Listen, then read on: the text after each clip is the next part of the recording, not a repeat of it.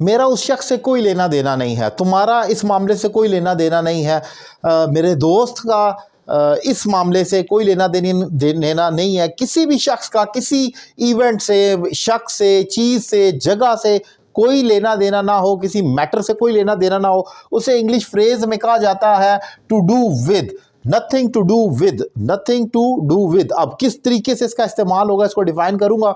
Important topic है, अगर आपको मेरे पढ़ाने का तरीका पसंद है तो एक डेमो क्लास की तरह है। अगर ये 3 मिनट की वीडियो आपका एक कंसेप्ट क्लियर कर सकते हो तो जस्ट इमेजिन अगर आप 3 माह का इंग्लिश लैंग्वेज कोर्स मुझसे करते हैं 1-on-1 क्लास लेके तो कितनी इंप्रूवमेंट हो सकती है, यू कैन वेल इमेजिन। अब टॉपिक स्टार्ट करते हैं।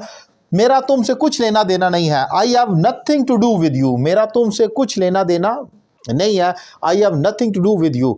इसी को अगर मैं एक और एग्जांपल में, अब ये लाजमी नहीं है कि मैं अपना ही कहूँ, इसमें कोई भी प्रोनाउन आ सकता है। अगर मैं कहता हूँ उनका मुझसे कोई लेना देना नहीं है, यानी कि वो जो दूसरी पार्टी है उनका मेरे से कोई लेना देना नहीं है, तो मैं कहूँगा they have nothing to do with me. इसी तरीके से मैं कहूँ मेरा तुम्हारी गाड़ी से कोई लेना देना नहीं है, अब वो जल जाए, ख़राब हो जाए, चोरी हो जाए, so I have nothing to do with your car. किसी चीज़ से भी ताल्लुक़ को डिसऑन किया जा सकता है, किसी शख्स से भी, किसी जगह से भी, किसी मामले से भी आपने जब उसको टोटली डिसऑन करना होता है कि मेरा इससे कोई ताल्लुक़ अब नहीं है, तो आप वहाँ कहेंगे नथिंग टू डू विद। ये एक इंपॉर्टेंट फ्रेज है।